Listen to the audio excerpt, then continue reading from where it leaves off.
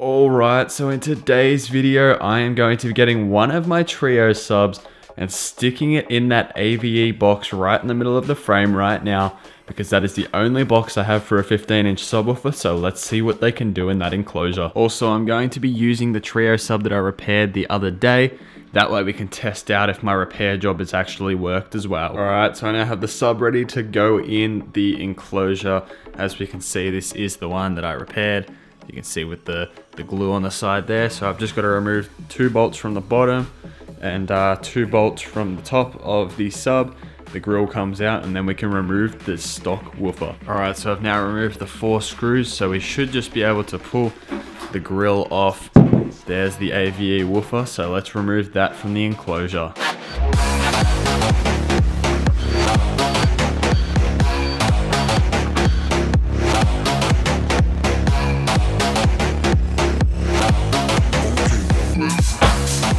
Alright. I know that bothers the OCD because it doesn't mount in perfectly. It's sort of on an angle. But needless to say, the sound is so good that I've gone and got my second sub that was the biggest pain to get out of where it was being stored. I'm still using these, by the way, but the JBLs, the Eon 612s, have a ton of bass anyway, so I don't really need these nor use them that often. So the actual response I'm getting from just that one sub is that incredible that I've gone and got the second one, and I'm actually going to try and fit the 2 AVEs in the middle, push the Daytons out a little bit further because I've still got some clearance to the wall there, and I'll push this one out a little bit further and try and sneak 2 AVE subs with trio subs and the Daytons. This is nothing like I've ever heard before. I've had both the AVE subs and both the trio subs in different boxes. I've had 4 18s, I've had the the HO subs. This right here with the trio in the AVE box and the HOs, this is something I've never heard before. This is your car audio with some kick and power to it from literally 20 hertz up to 80. It's so smooth, it's so loud. I'm going to get it all dialed in on my equalizer in this video as well, and I'll walk you through that. But oh my goodness, I am absolutely gobsmacked at how good this sounds. So let's get a second AVE in, and I'm probably going to store these in my cupboard, put the grills back on, and just have that as a temporary system, or who knows how long I'll have it like this for. I am absolutely amazed at how good this sounds. Alright, so double some clothes are also available at the link in the description, but I now have the grill ready to be removed. Bang, there it is. There's the second AVE sub. Now, I'd much rather be abusing the trio subs as well, because when you clip something by accident, the first thing to blow is the sub. So that way I'm protecting my subs here instead of hurting my nice AVE subs that I use for work. I'm actually just abusing my trio subs that just sit in the cupboard. So anyway, let's hook one of the trio subs up into this box as well, stick it back there. I might do a better wiring job of that one as well. It's pretty sketchy, but anyway, sweet as. Alright, so it's been a little while since the last part of this video, and as you can see, everything's neatly placed back. The trio subs are in the AVE boxes, the floor's been vacuumed. Everything is super nice and neat, and I just want to make a little point that you can make any system look 10 times better just by vacuuming the floor and making things nice and neat and tidy. You can see here that this system looks nice and clean, and if we come over here into my bedroom as well, my bedroom system also looks super nice and clean. It's just little things like that vacuuming the floor and making sure everything's placed right keeps the OCD happy, and it also just makes things look much nicer. So anyway, everything's now nice and put in its position. Now it's time we have to tune up these new subwoofers to the system and calibrate everything perfectly. So the rest of this video is going to be dedicated to getting all these subs now matched up so they sound perfectly with the mid-highs. Alright, so I'm going to walk you through now how I set first of all, I'm going to set the gains on here as far as peaking on the back of the subs, because unlike the Sur and Vega amps, I can't actually see when these subs are peaking. So how I'm going to set this now is so the moment that +3 comes on, I know that the subs are very close to peaking. So when I see that +3 light, which is when it turns from being green to yellowy orange color, that's when I know the subs are super close. So what I'm going to do now is we can see here high bass, this is the AVEs with the trios, and low bass is the Daytons. So let's just turn the low bass channel all the way down. We don't need anything to do with that one at the moment. What I'm going to do now is set my volume on my receiver so the subwoofer output is outputting to this +3 decibels. We can see here I've got it turned up to +15 just so I don't have to push my satellite speakers super duper hard to reach that +3. So let's get this now so we can reach +3. I'm just using a 50 Hertz test tone. What I'm going to do is get this just before the +6 comes on. And now what that means is that gives me the, let me just turn that back down again. That gives me the maximum amount of headroom, so I know when that plus like having it at the maximum amount of +3 before +6 comes on, so +5 decibels or whatever, what that ends up meaning is I have even more headroom as far as the before it starts peaking. So I'm going to set that back to +3, and then I'm going to go behind my subwoofer and turn that up until the peak light comes on, and then back it back just the slightest bit again so I get that little bit more headroom. So I know definitely if I hit that +3, I'm close to peaking, but I'm definitely not peaking the subs. So what I'm going to do now is go behind the subs, turn the subs up to the point where they're just clipping, back it off the tiniest bit, and then set the gain there. I'm going to do that off camera because that's going to be excessively loud, and I don't think I should be blasting your eardrums with 50 Hertz. So I'm going to do that now and we'll see how I go. Alright, so crazily enough, I was actually able to go all the way up with the +3. So what I'm going to do instead is set it so the equalizer is at +6 because I want to know when these subwoofers are peaking. That was extremely loud, by the way. My neighbors are probably going to complain today. So I'm going to go turn the subs back down again, set it so it's at +6, so when the +9 light comes on, that's when I know I'm peaking, but just before it, when I know that that +6 is coming on, means I'm close. So let me now set that up. If this is really confusing, I apologize. I'm very bad at explaining. However, I'll try and improve for future videos. So I'm going to set that now and see how I go with that. Alright, so I now have these subs set. So when I know that +6 light comes on, I know I'm extremely close to peaking. And when that +9 comes on, I'm definitely peaking. So now what I'm going to do is I'm going to set the SO and Vega amp up as well. I may as well set it so it's also at that same +6 minus +9, but just below it for the peaking. So I'll show you now what I'm doing as far as here at the front, so you can actually see what I'm doing. Okay, so let me walk you through now with the CV2800. So as we can see here, I've got my AVE subs turned all the way down. So what I'm going to do is turn the low bass one all the way up, and I'm actually going to set this one at 40 Hertz instead of the 50, just purely because my EQ, as you can see here, at 50 Hertz is already beginning to roll off. So let me just set that to 40 Hertz now, and then I will show you exactly what I'm talking about. Okay, so now I've got it set at 40 Hertz. We can see here what I'm going to do is turn my SO and Vega amp all the way down. I'm then going to turn this up until the +40 triggers the +6 LED just here. I'm going to turn it up until +9 comes on, and then back it down until it's just turned off like that. So this is volume 43 on my receiver. Now what I'm going to do is turn my CV2800 on and turn this up until I'm uncomfortable with the amount of volume that is coming out of my subwoofers, because again, this amplifier is more powerful than my subs.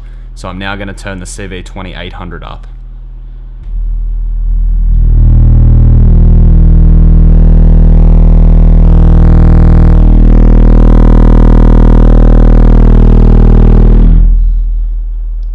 Okay, so I'm actually going to back that back one step because I could hear some mechanical noise coming from my subs. But again, there we go. I now have it set up perfectly so I can tell that if the +9 light is coming on either channel, I am peaking. If it is not, I definitely know I am not peaking either of my speakers, or subs I should say. So yeah, that's how I set up the balancing of that, and then from there I'll just use these knobs here to balance the subs out and EQ the rest of it. Also, just make sure you are careful with your subs. You don't want to blow them up. This is how much power I accidentally gave my subs just before, so you can see what I was talking about when I said it was actually a little bit too loud. But you could see the CV2800 wasn't peaking, but they were getting that much power, which is absolutely ridiculous. So anyway, just be careful if your amps are way more powerful than your subs, that you have that all set up and protected so you don't accidentally blow a sub up. I'm being very careful. I'm just feeling the right one now. I can feel it's getting warm.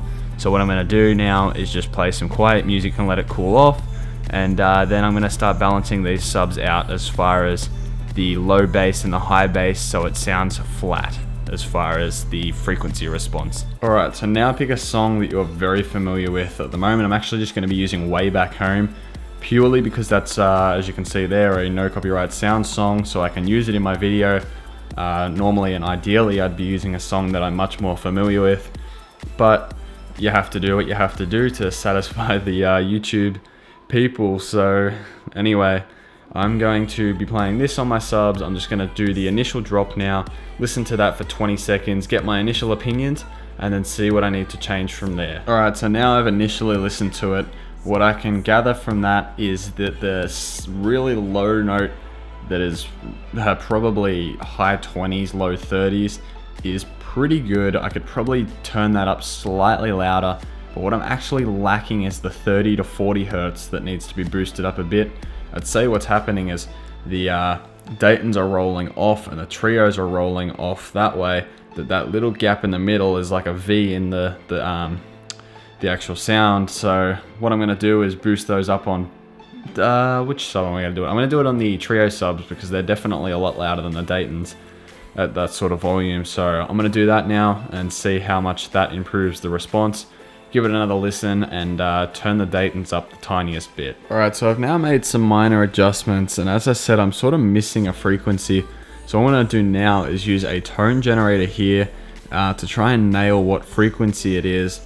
And I'm going to say it's due to some sort of phase issue between the subs because they're different. This is why I always say don't mix and match your subs, because sometimes it's just not worth the hassle it causes. But anyway, what I'm going to try and do now is pinpoint the frequency that is just completely not there, and then I'm going to try and drop it out of the Daytons and add it into the AVEs, but that is dependent on what frequency it actually is. So I'm going to find that out right now with an online tone generator. Alright, so I'm now going to try and pinpoint the frequency. I'm going to start with 55 hertz and work my way down. Okay, so I definitely have 55, Jesus. 50. Okay, I definitely have 50. Let's try 45.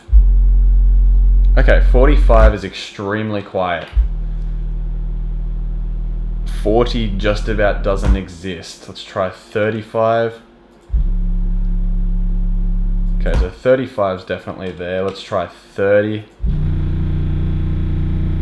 Definitely have 30 as well. So somewhere around this 40. 40 is really quiet. 41 is even quieter.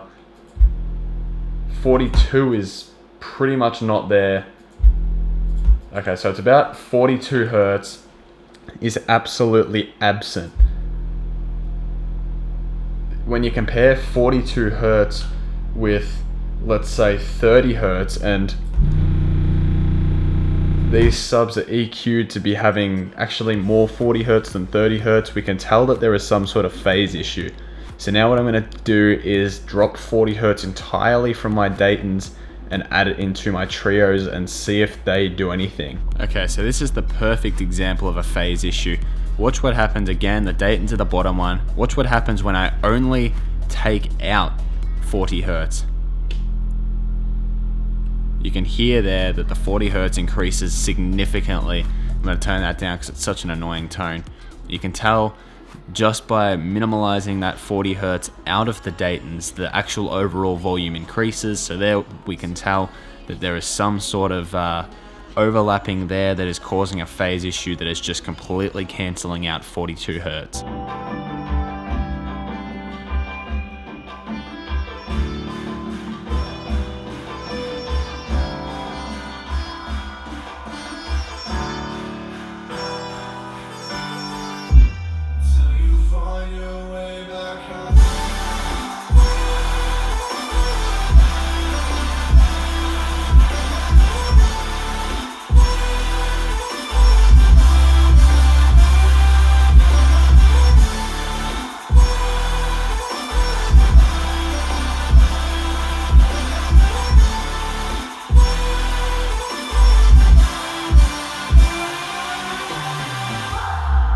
Alright, so there it is. I now have the new subs dialed in, and that was way too much bass for the occasion. Then obviously never run that much bass, it just sounds ridiculous.